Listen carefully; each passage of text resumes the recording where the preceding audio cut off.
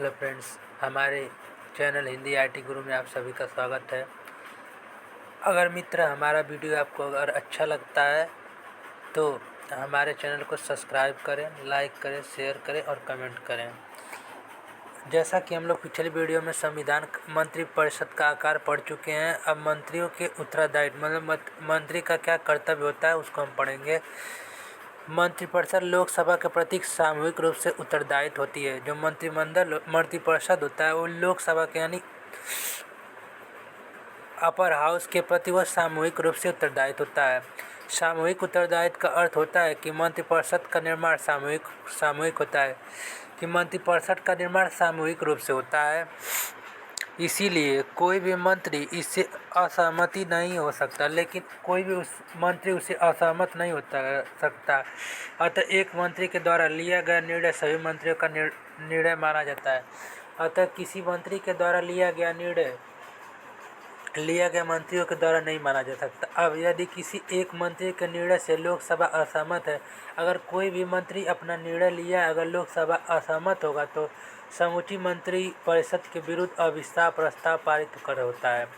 पूरे मंत्रिमंडल के प्रति अविश्वास प्रस्ताव पारित होता है तथा पूरे मंत्रिपरिषद का त्यागपत्र को देना होता है तथा पूरे मंत्रिपरिषद को त्यागपत्र देना होता है। अब हम पढ़ेंगे मंत्री के प्रकार। मंत्री कितने प्रकार के होते हैं? तो मंत्री 3 प्रकार के होते हैं: कैबिनेट मंत्री, राज्य मंत्री, उप मंत्री। कैबिनेट मंत्री मतलब कैबिनेट मिनिस्टर, राज्य मंत्री यानी मिनिस्टर ऑफ स्टेट, उप मंत्री यानी डिप्टी मिनिस्टर।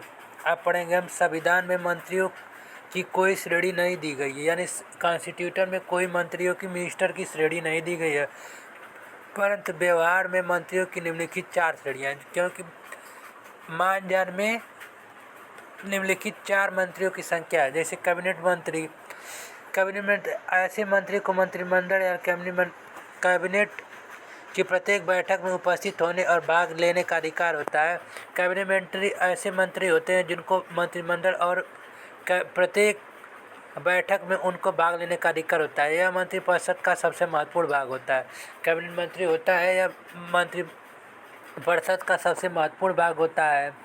इसी के द्वारा सभी निर्णय सामूहिक रूप में लिए जाते हैं। कैबिनेट मंत्री के द्वारा सभी निर्णय सामूहिक रूप से लिए जाते हैं।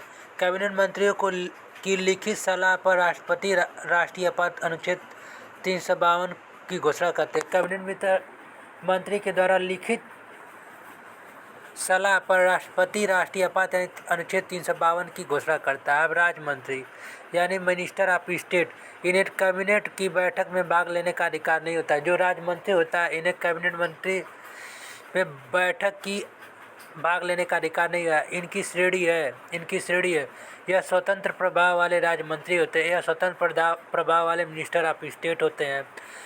वे राज्य मंत्री जिन्हें स्वतंत्र प्रभाव नहीं दिया गया, यानी वे राज्य मंत्री जिसको स्वतंत्र नहीं किया गया है। स्वतंत्र प्रभाव का मंत्री अपने विभाग का प्रमुख होता है। जो स्वतंत्र प्रभाव का मंत्री होता है वो अपने विभाग का प्रमुख होता है, जबकि बिना स्वतंत्र प्रभाव वाले राज्य मंत्री कैबिनेट मंत्री के अधीन कार्य करते हैं, यानी बिना स्वतंत्र होने वाले मंत्री कैबिनेट मंत्री के अंदर कार्य करते हैं। अब उप मंत्री यानी जूनियर मिनिस्टर, उप मंत्री या कनिष्ठ मंत्री होता है। उप मंत्री व जूनियर मंत्री होता है जो किसी कैबिनेट मंत्री अथवा स्वतंत्र प्रभाव वाले राज्य मंत्री के अधीन कार्य करता है। यह किसी भी कैबिनेट मंत्री या स्वतंत्र प्रभाव वाले मंत्री के अधीन मतलब उसके अंडर में कार्य करता है। अब मंत्रिपरिषद प्रधानमंत्री, कैबिनेट मंत्री, राज्य मंत्री और उप मंत्री इन सब का सामूहिक नाम है। मंत्रिपरिषद होता है उसका कैबिनेट मंत्री, राज्य मंत्री और उप मंत्री इनका एक ही यानी सामूहिक नाम है, जबकि मंत्रिमंडल केवल कैबिनेट मंत्रियों का एक समूह होता है। जो मंत्रिमंडल होता है केवल एक मंत्रियों का समूह होता है। आकार में मंत्रिपरिषद बड़ी होती है, जो इनका साइज में मंत्रिपरिषद बड़े होते हैं। मंत्रिमंडल छोटा परंतु महत्व की दृष्टि मंत्रिमंडल अधिक महत्वशाली होता है। जो मंत्रिमंडल होता है आकार में छोटी होती है लेकिन महत्व इनकी बहुत शक्तिशाली होता है, क्योंकि वही शासन की नीति का संचालन करते हैं। अब किचन कैबिनेट एक लघु निकाय है, यानी एक छोटा निकाय है। आंतरिक मंत्रिमंडल कहा जाता है। इन्हें आंतरिक मंत्रिमंडल कहा जाता है। इसमें 15 से 20 महत्वपूर्ण मंत्री शामिल होते हैं। इस यानी किचन कैबिनेट में 15 से 20 मंत्री शामिल होते हैं।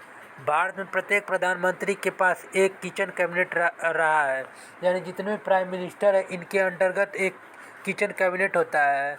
यह औपचारिक रूप से निर्णय लेने वाले उच्चतम संख्या के साथ साथ सत्ता का मुख्य केंद्र भी होता है, यानी यह औपचारिक रूप से भाग लेने के साथ साथ सत्ता का मुख्य केंद्र होता है।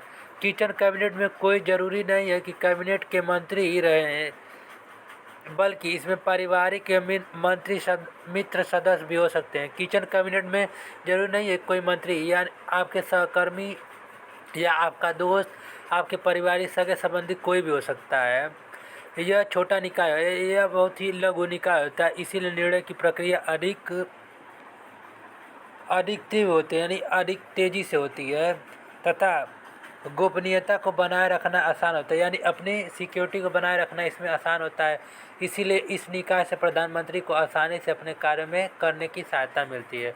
अब मंत्रिपरिषद और मंत्रिमंडल में अंतर क्या होता है हम पढ़ेंगे। पहला, मंत्रिपरिषद में सदस्यों के 3 स्तर होते हैं। जो मंत्रिपरिषद होता है इसमें सदस्यों का 3 हो सकता है। पहला कैबिनेट स्तर के मंत्री, दूसरा राज्य स्तर के मंत्री, तीसरा उप मंत्री। अब मंत्रिमंडल में मंत्रिपरिषद का भाग होता है, इसमें केवल कैबिनेट स्तर के मंत्री का शामिल होते हैं। मंत्रिमंडल में केवल कैबिनेट स्तर के मंत्री शामिल होते हैं।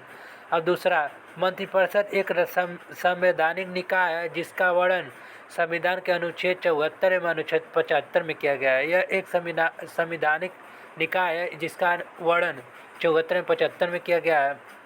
अब मंत्रिमंडल 44वें संविधान संशोधन 1978 द्वारा अनुच्छेद 352 में मंत्रिमंडल शब्द को जोड़ा गया है, जबकि संविधान के मूल पाठ में शब्द को स्थान नहीं दिया गया। इसको संविधान के कॉन्स्टिट्यूशन के मूल पाठ में इसको शब्द को जोड़ा नहीं गया है। तीसरा, मंत्रिमंडल द्वारा लिए नीतिगत निर्णय क्रियान्वयन मंत्रिपरिषद द्वारा किया जाता है। जो नीतिगत निर्णय मंत्रिमंडल लेता है उसका क्रियान्वयन मंत्रिपरिषद के द्वारा किया जाता है। अब मंत्रिमंडल नीतिगत निर्णय को क्रियान्वित करने के लिए मंत्रिपरिषद को निर्देश है।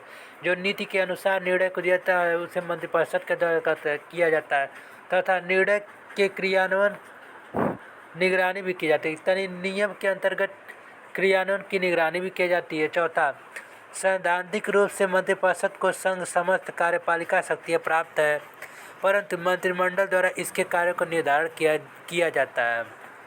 अब व्यवहारिक रूप से मंत्रिमंडल सदस्य मंत्रिपरिषद को ही शक्तियों का प्रयोग करता है और मंत्रियों के कार्यों का निर्धारण करता है।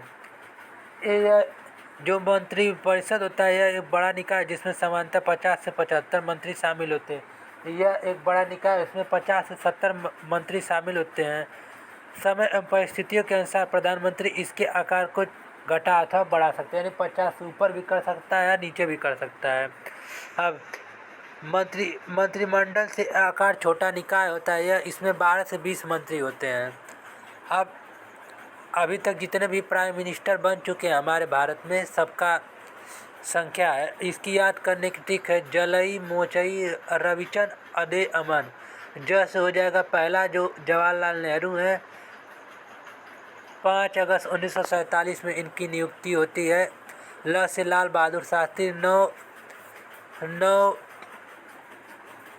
जून 1964 तक इनकी होती है। ई से इंदिरा गांधी 24 जनवरी 1966, मोरारजी देसाई 24 अप्रैल 1977, चौधरी चरण सिंह 28 जून 1979, फिर ई इंदिरा गांधी 4 जनवरी 1980, साथ ही राजीव गांधी 31 अक्टूबर 1984, विश्वनाथ प्रताप सिंह 2 दिसंबर 1989, चंद्रशेखर आज़ाद 10 नवंबर 1990, पीवी नरसिम्हा राव 21 जून 1991, अटल बिहारी वाजपेयी 16 मई 1996, A.G. देवेगौड़ा 1 जून 1996, I.K. गुजराल 21/4/1997 और अटल बिहारी वाजपेयी 19 अप्रैल 19 मार्च 1958 में अटल बिहारी वाजपेयी, 13 अक्टूबर 1999 न डॉक्टर मनमोहन सिंह, 22 मई 2004 न नरेंद्र मोदी, 26 मई 2014।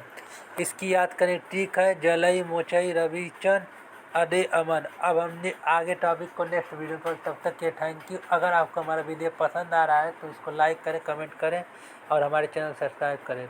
तब तक के थैंक यू।